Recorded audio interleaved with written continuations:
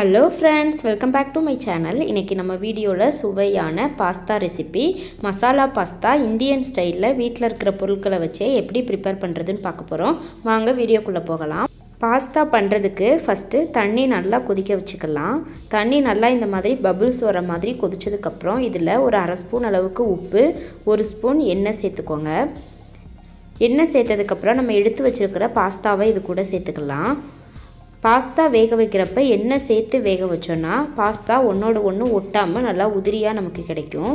பாருங்கள், நம்ம சேர்த்த பாஸ்தா எல்லாமே நல்லா டபுளாக குக் ஆகி சூப்பராக வெந்துருச்சு.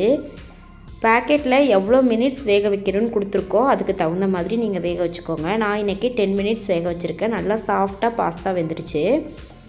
இது நல்லா வெந்ததுக்கப்புறம் இது தண்ணியை வடித்து தனியாக எடுத்து வச்சுக்கோங்க. இப்போ அடுப்பில் இன்னொரு கடாய் வச்சுக்கிறேன். கடாய் நல்லா சூடானதுக்கப்புறம் இதில் மசாலா பாஸ்தா செய்கிறதுக்கு தேவையான அளவு எண்ணெய் சேர்த்துக்கலாம். எண்ணெய் நல்லா சூடானதுக்கப்புறம் ஒரு 2 பச்சை மிளகாய் காரத்துக்காக பொடியாக கட் பண்ணி வச்சுருக்கிறேன். அதையும் இப்போ சேர்த்துக்கிறேன். பச்சை மிளகாயை டைரெக்டாக எண்ணெயில் சேர்த்து ஃப்ரை பண்ணும்போது அதோட அரோமா சூப்பராக இருக்கும். அதே மாதிரி ரொம்ப காரமாகவும் இருக்காது நமக்கு. பச்சை மிளகாய் ஓரளவுக்கு குக் ஆனதுக்கப்புறம் ஒரு பெரிய சைஸ் வெங்காயம் இந்த மாதிரி பொடியாக கட் பண்ணி வச்சுருக்கிறேன். அதையும் சேர்த்துக்கிட்டேன். வெங்காயம் நல்லா வதக்கி விட்டுக்கலாம். வெங்காயம் எந்த அளவுக்கு நல்லா குக் ஆகி வருதோ அந்த அளவுக்கு நம்மளுடைய பாஸ்தா ஃபாஸ்ட் ஃபுட் ஸ்டைலில் சூப்பராக இருக்கும். இப்போ இது கூட நம்ம ஜிஞ்சர் கார்லிக் பேஸ்ட்டு சேர்த்துக்கலாம். பாருங்கள், வெங்காயம் நல்லா இந்த அளவுக்கு குக் ஆனால் போதும். இப்போ இது கூட நான் எடுத்து வச்சுருக்கிற ஜிஞ்சர் கார்லிக் பேஸ்ட்டு 1 ஸ்பூன் அளவுக்கு சேர்த்துக்க போகிறேன். இஞ்சி பூண்டு விழுது சேர்த்து அதோட பச்சை வாசனை போகிற அளவுக்கு நல்லா வதக்கி விட்டுக்கலாம். இஞ்சி பூண்டு விழுது ரொம்ப சேர்த்துற வேண்டாம். 1லேருந்து 1/2 ஸ்பூன் அளவுக்கு மட்டும் சேர்த்துக்கோங்க போதும். இப்போ இதோட பச்சை வாசனை நல்லா போயிடுச்சு. இப்போ இது கூட 2 பெரிய சைஸ் தக்காளி பொடியாக கட் பண்ணி வச்சுருக்கிறேன். அதையும் சேர்த்துக்கிறேன். இப்போ தக்காளி நல்லா மசிய வதங்கணும். அதுக்காக ஒரு 1/2 ஸ்பூன் அளவுக்கு உப்பு சேர்த்துக்கிறேன். ஆல்ரெடி பாஸ்தா வேக வைக்கிறப்பவும் நம்ம உப்பு சேர்த்துருக்குறோம். அதனால் உப்பு பார்த்து கரெக்டாக சேர்த்துக்கோங்க. ஒரு வெங்காயத்துக்கு 2 தக்காளி கரெக்டான அளவாக இருக்கும். காரத்துக்காக ஒரு 1/2 ஸ்பூன் அளவுக்கு மிளகாய்த்தூள் சேர்த்துக்கிறேன். நான் வீட்டிலையே அரைச்ச குழம்பு மிளகாய்த்தூள் தான் சேர்த்துக்கிறேன். நீங்கள் தனி மிளகாய்த்தூள் கூட சேர்த்துக்கலாம். தனி மிளகாய்த்தூள் சேர்த்து செஞ்சிங்கன்னா கூட ஒரு 1/2 ஸ்பூன் கரம் மசாலா சேர்த்துக்கோங்க. மசாலா சேர்த்ததுக்கப்புறம் ஒரு 1/2 டம்ளர் அளவுக்கு தண்ணி சேர்த்துக்கலாம். தண்ணி சேர்த்து நம்மளுடைய மசாலா நல்லா பச்சை வாசனை போகிற அளவுக்கு கொதிக்க விட்டுக்கலாம். பாருங்கள், நல்லா கொதித்து குக்காகி வந்துருச்சு.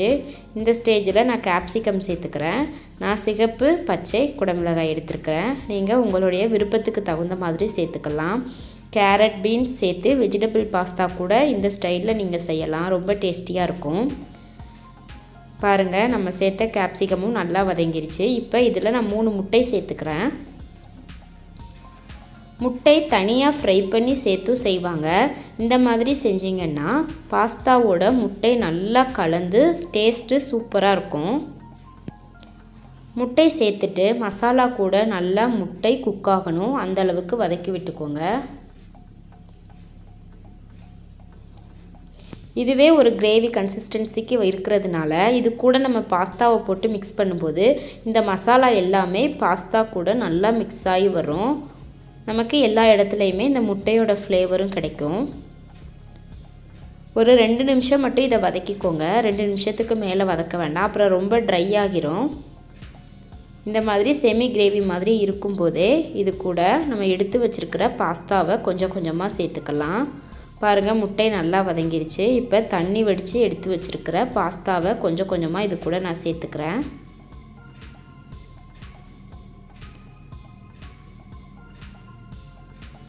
பாருங்கள், நம்ம எண்ணெய் சேர்த்து நல்லா வேக வச்சதுனால பாஸ்தா ஒன்றோடு ஒன்று ஒட்டாமல் சூப்பராக வந்திருக்கு.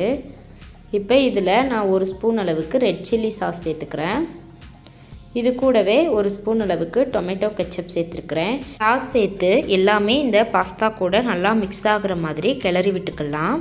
சாஸ் சேர்க்குறது எல்லாமே முற்றிலும் ஆப்ஷனல் தான். உங்களுக்கு விருப்பம் இல்லைன்னா இதை ஸ்கிப் பண்ணிக்கோங்க. சாஸ் சேர்க்காமல் செஞ்சோனாலுமே இந்த மசாலா பாஸ்தா அதே டேஸ்ட்டில் சூப்பராக இருக்கும். பாருங்கள், இது எல்லாமே நல்லா பாஸ்தா கூட ஒன்று சேர்கிற மாதிரி மிக்ஸ் பண்ணிக்கலாம்.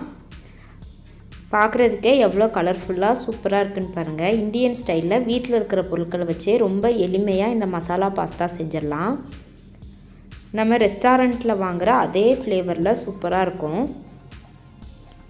இப்போ எல்லாமே நல்லா கிளறி விட்டுக்கலாம். இந்த மாதிரி மிக்ஸ் பண்ணிவிட்டு ஒரு 10 நிமிஷம் மட்டும் இதை அடுப்புலையே இருக்கிற மாதிரி பார்த்துக்கோங்க.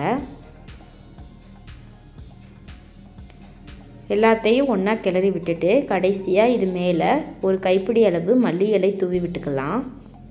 வெங்காயத்தாள் இருந்தால் கூட நம்ம சேர்த்துக்கலாம். நான் இன்றைக்கி மல்லி இலை தான் சேர்க்குறேன். மல்லி இலை சேர்த்துட்டு இதையும் பாஸ்தா கூட நல்லா மிக்ஸ் பண்ணி விட்டுக்கோங்க.